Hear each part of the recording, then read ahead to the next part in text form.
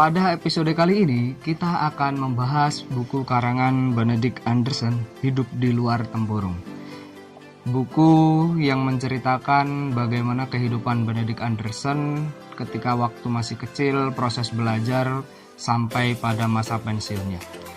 Benedict Anderson sudah dikenal di kalangan sejarawan Indonesia, dan berbagai orang Indonesia telah mengenal banyak jasa yang telah diberikan oleh Benedict Anderson lewat tulisan-tulisannya. Benedict Anderson terlahir di Tiongkok, dan Benedict Anderson ketika kecil selalu didekatkan dengan dunia literasi.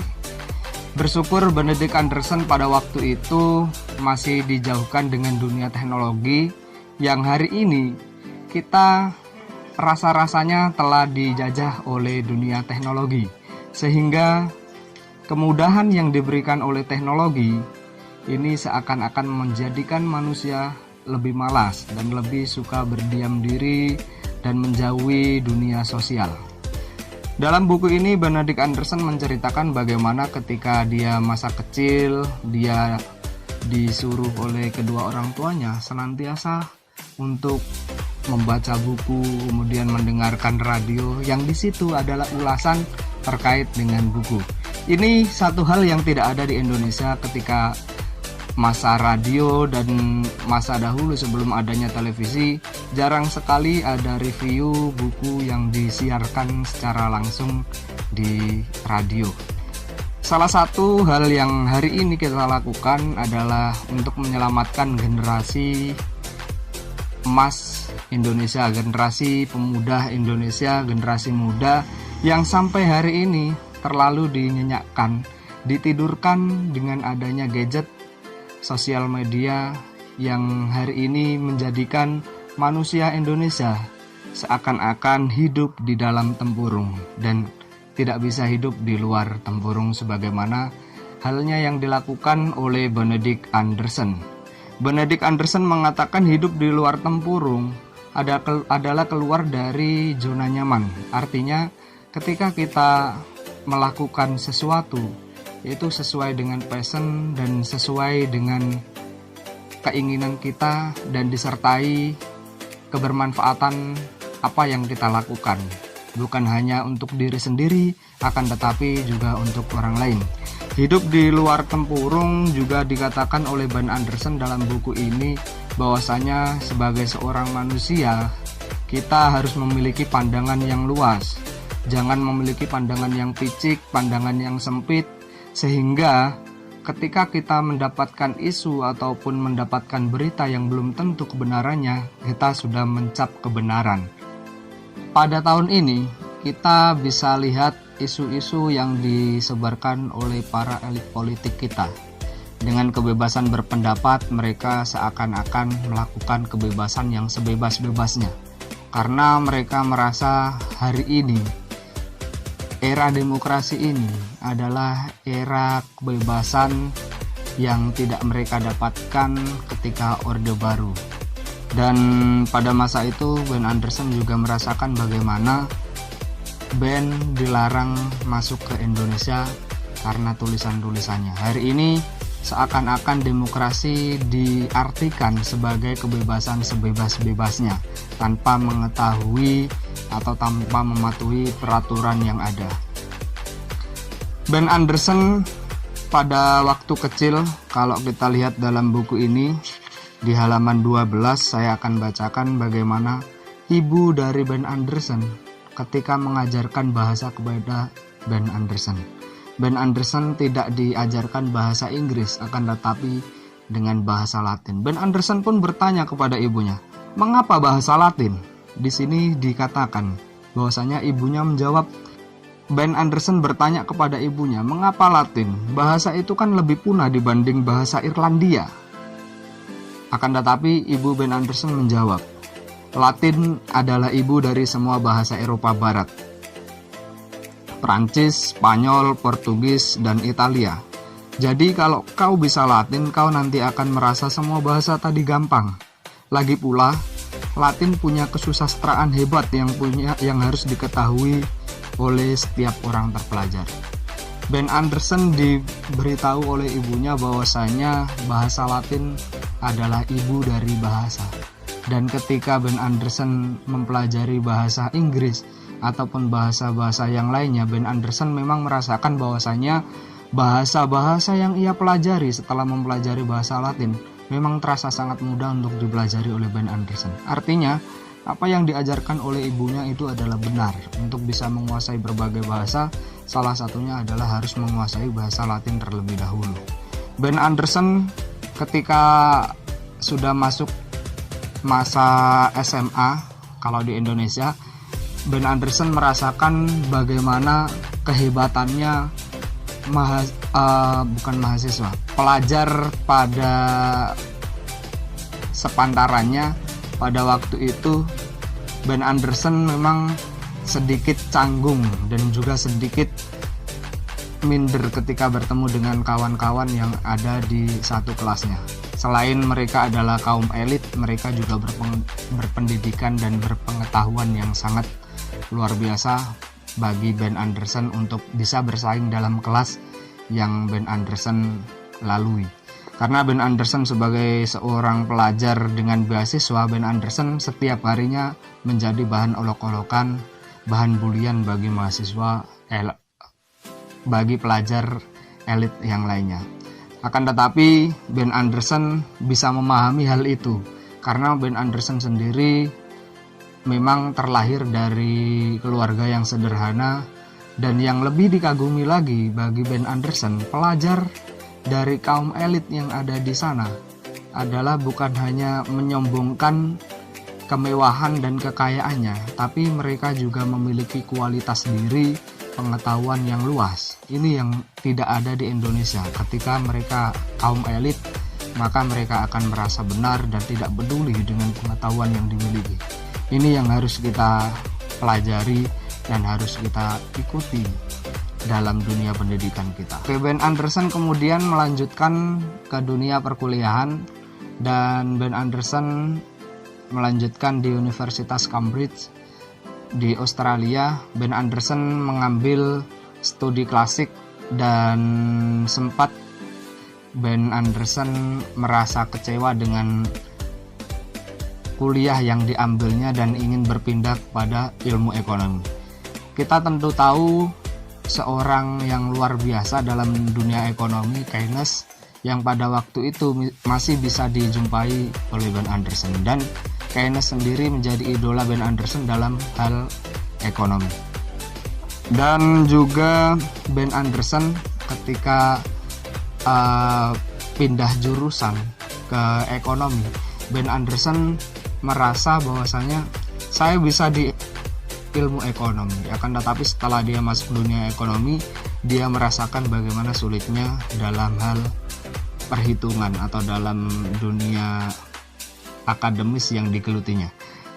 Ben Anderson akhirnya tidak betah di jurusan ataupun di fakultas ekonomi. Kemudian Ben Anderson kembali lagi pada studi klasik dan menyelesaikan studi klasik dengan predikat sebagai mahasiswa terbaik di Universitas Cambridge, Australia pada waktu itu.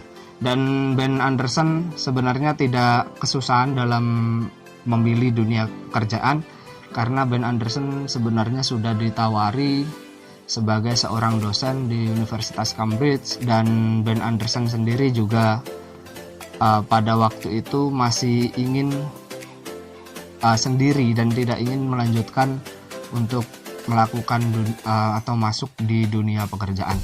Pada waktu itu ketika Ben Anderson menganggur, ibunya pun mendesak untuk Ben Anderson pergi bekerja. Ben Anderson pada waktu itu disuruh mengajar di salah satu sekolah, namun Ben Anderson menolak, dan pada akhirnya Ben Anderson kembali dihubungi teman dari satu beasiswanya di SMA. Ben Anderson diajak untuk ke Cornell University di Amerika, dan pada waktu itu Ben Anderson disuruh menjadi asisten dosen di ilmu politik. Ini sangat menarik ketika Ben Anderson yang lulusan dari studi klasik diajak menjadi seorang asisten dosen dari ilmu politik. Ben Anderson pun mempertanyakan kepada temannya, saya ini lulusan studi klasik. Kenapa saya harus menggeluti ilmu politik di dunia bekerja saya? Dan Ben Anderson mengiyakan saja, dan atas dorongan dari temannya bahwasanya kamu banyak membaca buku, kamu tidak perlu lama untuk bisa mendapatkan atau bisa menguasai ilmu politik di Cornell University di Amerika.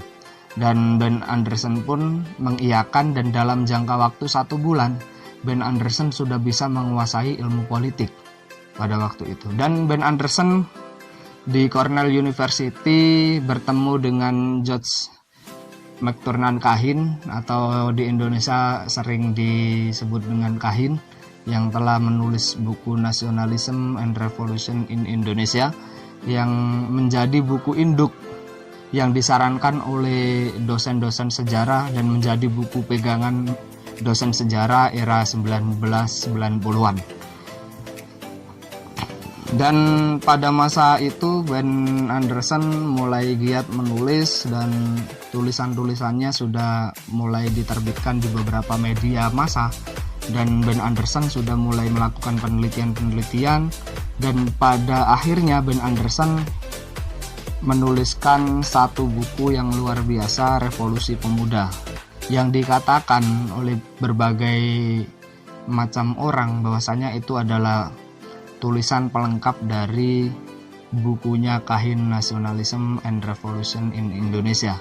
Dan pada masa pensiun Ben Anderson, ketika waktu itu pensiun dari Cornell University, yang Ben Anderson memang terfokus pada kajian Asia Tenggara yang pertama kali didirikan di Amerika Serikat oleh Kahin, dan salah satu pelopor kajian Asia Tenggara di perguruan tinggi yang ada di Eropa. Ben Anderson ketika masa pensiunnya, dia mendapatkan penghargaan dari American Association of Asian Studies yang menganugerahinya penghargaan tahunan atas pencapaian seumur hidup, atau dia sebagai seorang dosen seumur hidup di Cornell University sampai pada masa pensiunnya, dan ini diberikan kepada dosen-dosen yang sampai tuanya pensiun di Cornell University. Dan juga pada masa pensiunnya, Ben Anderson berhasil mewujudkan buku Under Three Flags, Anarchism and the Anti-Colonial Imagination pada 2005. Buku yang sudah ditulisnya atau buku yang sudah dicita-citakan saat remaja untuk bisa menerbitkan buku Under Three Flags yang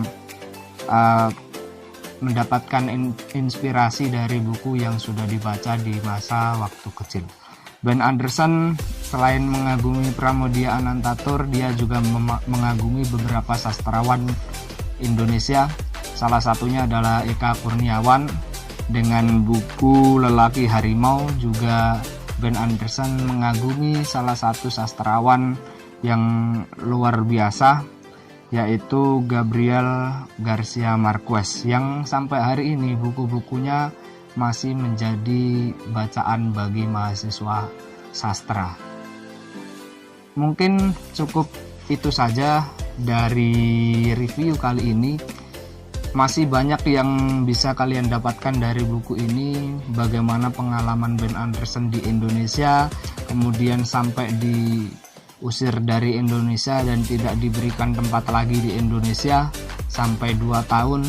Kemudian bagaimana masa kecil Ben Anderson, bagaimana perjuangan dalam dunia pendidikan, bagaimana Ben Anderson menghadapi orang Indonesia ketika dia melakukan kajian Asia Tenggara. Dan perlu dicatat atau digarisbawahi bahwasanya bule, kata bule ini adalah diambil atau diberikan oleh Ben Anderson. Dalam buku ini Ben Anderson mengatakan bahwasanya dia memberikan satu kata dalam Kamus Besar Bahasa Indonesia, yaitu bule. Dia mengatakan itu adalah sebagai penghargaan kepada orang putih dan dia tidak mau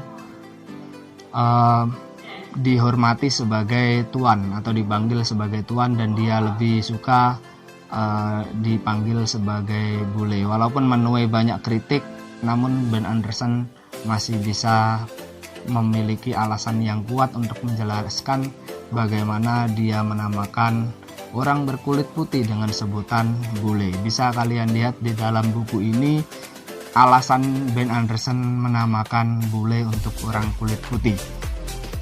Dan di masa pensiun, bertemu Cambuk Berduri, bertemu Pramodia Anantatur, mengagumi Eka Kurniawan, Gabriel Garcia Marquez, dan lain sebagainya. Bisa kalian lihat, dan buku ini buku sangat penting bagi seorang mahasiswa untuk bisa hidup di luar tempurung dan bisa menggapai cita-cita setinggi-tingginya. Itu saja dari saya, dan untuk review buku kali ini jangan lupa klik like, subscribe, dan tombol lonceng atau notifikasi untuk mendapatkan berita terbaru atau kabar terbaru dari review-review yang akan kita lakukan selama channel ini masih bisa kalian tonton. Terima kasih. Wassalamualaikum warahmatullahi wabarakatuh.